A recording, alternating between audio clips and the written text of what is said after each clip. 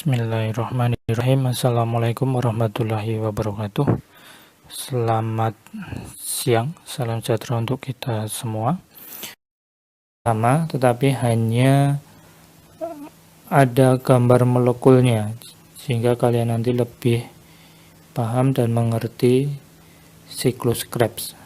Siklus Krebs, kalau kalian menemukan literatur lain, itu citric acid cycle atau siklus asam sitrat, itu sama. Baik, kemudian proses yang keempat itu adalah sistem transport elektron. Terjadi di bagian membran mitokondria. Kemudian nanti oksigen berperan sebagai penerima elektron terakhir. Kemudian oksigen akan menerima H+ dan menjadi air. Sistem transport elektron ini nanti akan menghasilkan ATP yang paling besar, yaitu 34 ATP. Ini reaksinya ya.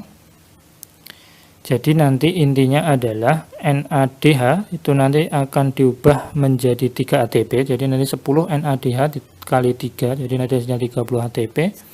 Sementara kalau FADH itu 2 ATP. Jadi 2 FADH dikali 2 ATP menjadi 4 ATP.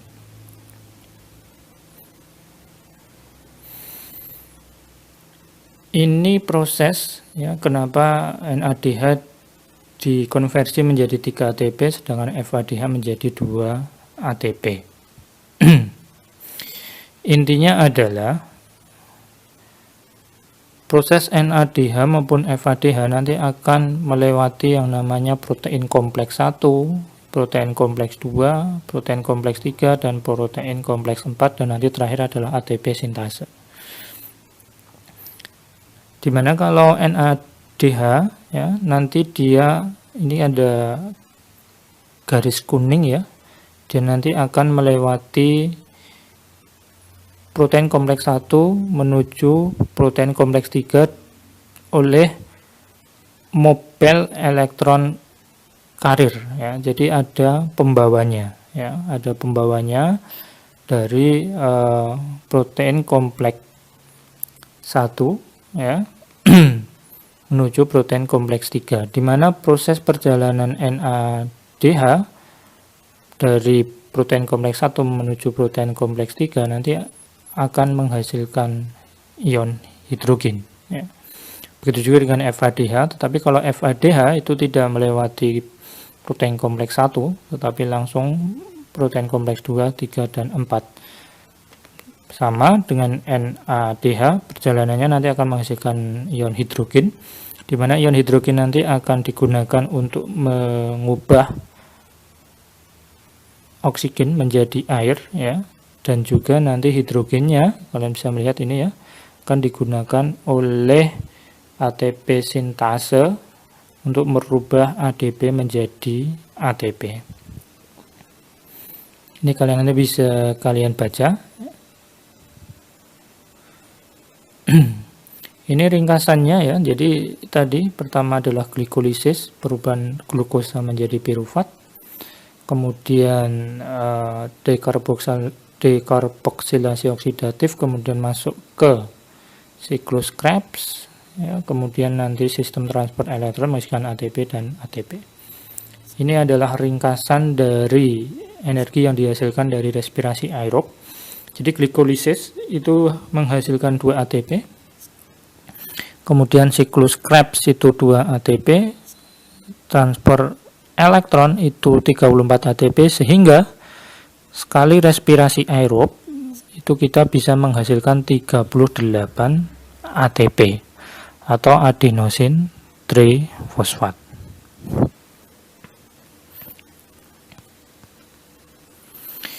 Baik. Selanjutnya pernah saya sampaikan salah satu contoh karbohidrat itu adalah glikogen ya, di mana glikogen itu merupakan cadangan energi yang ada pada tubuh kita. Jadi di dalam tubuh kita ya, itu ada namanya glikogenolisis ya, glikogenolisis ya. di mana glikogenolisis ini intinya adalah perubahan glikogen menjadi glukosa. Jadi, cadangan energi karbohidrat dalam bentuk glikogen itu nanti akan dibongkar oleh tubuh ketika kita tidak ada asupan glukosa. Jadi, cadangan energi berupa glikogen nanti oleh tubuh akan dirubah menjadi glukosa. Bagaimana mekanismenya? Mekanismenya semacam ini. Jadi glikogen nanti akan diubah menjadi glukos 1 fosfat oleh enzim glikogen fosforilase. Kemudian glukos 1 fosfat akan diubah menjadi glukos 6 fosfat oleh fosfoglukomutase. Dan terakhir nanti glukos 6 fosfat diubah menjadi glukos oleh glukos 6 fosfatase. Kalian bisa melihat ini ada panah 2. Ini artinya dia bisa berubah menjadi glukos 6 fosfat menjadi glukos 1 fosfat, ya, itu oleh fosfoglukomutase. Sementara kalau panah ke bawah ini hanya searah, jadi dia tidak bisa berbalik. Kalau ini glikogenolisis, artinya perubahan glikogen menjadi glukosa, ada lagi yaitu glikogenesis. Jadi ketika glukosa itu menumpuk di dalam tubuh kita, nanti oleh tubuh akan dijadikan glikogen sebagai cadangan energi. Bagaimana proses perubahannya? Seperti ini. Jadi glukos menjadi glukos 6 fosfat oleh oleh glukokinase. Kalau glukos 6 fosfat diubah menjadi glukos itu oleh heksokinase. Ya, jadi dia bisa berubah dari glukos menjadi glukos 6 fosfat itu oleh enzim glukokinase. Glukos 6 fosfat menjadi glukos oleh enzim heksokinase. Di mana proses perubahan glukos menjadi glukos 6 fosfat ini membutuhkan 1 atom fosfat, ya. Kalian bisa melihat ini glukos saja, ini glukos 6 fosfat berarti butuh 1 atom fosfat, sehingga donor dari 1 atom fosfat tadi mengubah dari ATP adenosin trifosfat menjadi ADP. Dan glukos 6 fosfat menjadi glukos 1 fosfat oleh fosfoglukomutase. Kemudian glukos 1 fosfat menjadi UDP glukos, ya, UDP itu uridin difosfat. Ini tampilan di handphone seperti ini, ya, seharusnya tidak seperti ini. Jadi UTP nanti diubah menjadi UDP, ya. Uridin trifosfat menjadi uridin difosfat. Kemudian UDP glukos akan diubah menjadi alfa 14 glukosil unit oleh glikogen sintase, dan terakhir nanti alfa 14 glukosil unit akan diubah menjadi glikogen, ya. Oleh apa? Oleh branching enzim. Baik, materi terakhir untuk hari ini itu adalah respirasi anaerob. Di mana respirasi anaerob itu ada 2, fermentasi asam laktat dan fermentasi alkohol. Baik, kita lihat satu persatu. Jadi fermentasi asam laktat itu prosesnya adalah glukos. Sama, nanti akan diubah menjadi pirufat atau menjadi glikolisis dan menghasilkan ATP dan NADH. Tetapi dalam fermentasi asam laktat ini, ya, pirufat langsung diubah menjadi asam laktat. Proses reaksi kimianya adalah C6H12O6 diubah menjadi 2CH3H6O3. Ini adalah asam laktat, ya, dan menghasilkan 2 ATP. Sementara itu fermentasi alkohol sama, jadi glukos C-nya jumlahnya 6 diubah menjadi 2 pirufat, C-nya jumlahnya 3 dengan proses yang namanya glikolisis, ya, menghasilkan ATP dan NADH. Tetapi pirufat nanti akan diubah menjadi asetaldehid, C-nya jumlahnya 2, ya. Nanti akan menghasilkan CO2. Ini, ya, CO2, etanol, C-nya 2, etanol ini C2H5OH dan ATP, ya. Hasilkan ATP.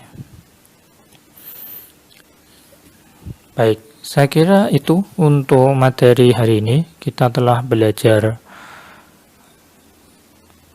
respirasi aerob dan anaerob, mulai dari glikolisis, dekarboksilasi oksidatif, siklus Krebs, dan sistem transport elektron. Inti dari kuliah hari ini itu kita belajar bagaimana glukosa yang merupakan hasil dari reaksi fotosintesis yang pernah saya sampaikan di pertemuan sebelumnya oleh tubuh ya, nanti akan diubah menjadi energi yang bisa kita gunakan untuk aktivitas sehari-hari. Terima kasih atas kehadirannya. Semoga ilmu yang kalian dapatkan ini bermanfaat. Kalau benar berasal dari Allah pemilik segala ilmu, kalau salah berasal dari saya pribadi. Assalamualaikum warahmatullahi wabarakatuh.